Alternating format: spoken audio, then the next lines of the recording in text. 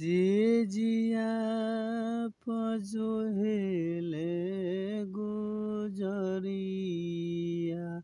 सभी दोस्तों को नमस्कार, प्रणाम। धर्मेंद्र चौधरी ऑफिशियल में स्वागत है दोस्तों आज हम एक होली का बहुत ही बड़ा सॉन्ग लिखे हैं।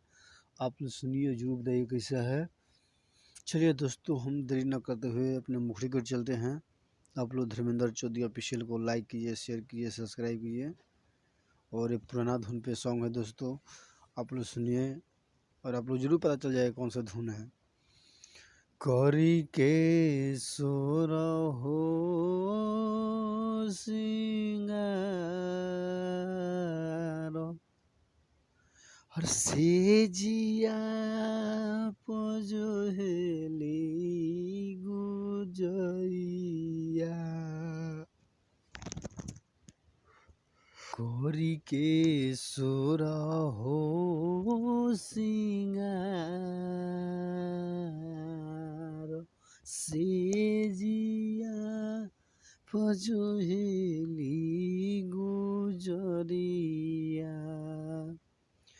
कोई के सोर हो सिंगार, कोई के सोर हो,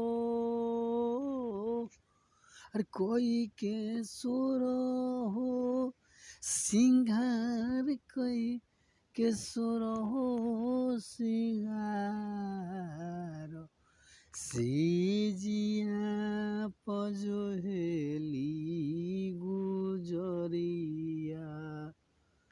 कोई के सोर हो सिंगार सेजिया पजोहेली गुजरिया।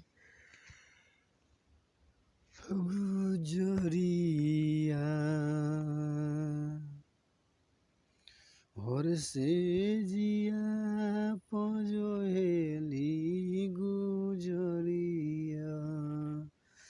मारी के क्रीम पाउडर सेंट गम कौआ, सेंट गम कौआ हो, सेंट गम कौआ देहिया में पहनले बिया साड़ी चमकौआ, साड़ी चमकौआ हो, साड़ी चमकौआ।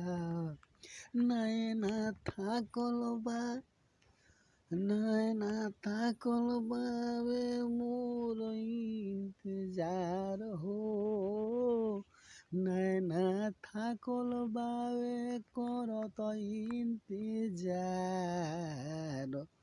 सेजिया पजोहेली गुजरिया। कोई के सोर हो सिंगार सेजिया पजोहेली गुजरिया। कोई के सोर हो सिंगार सेजिया पजोहेली गुजरिया। कोई के सोर हो सिंगार सेजिया पजोहेली गुजरिया।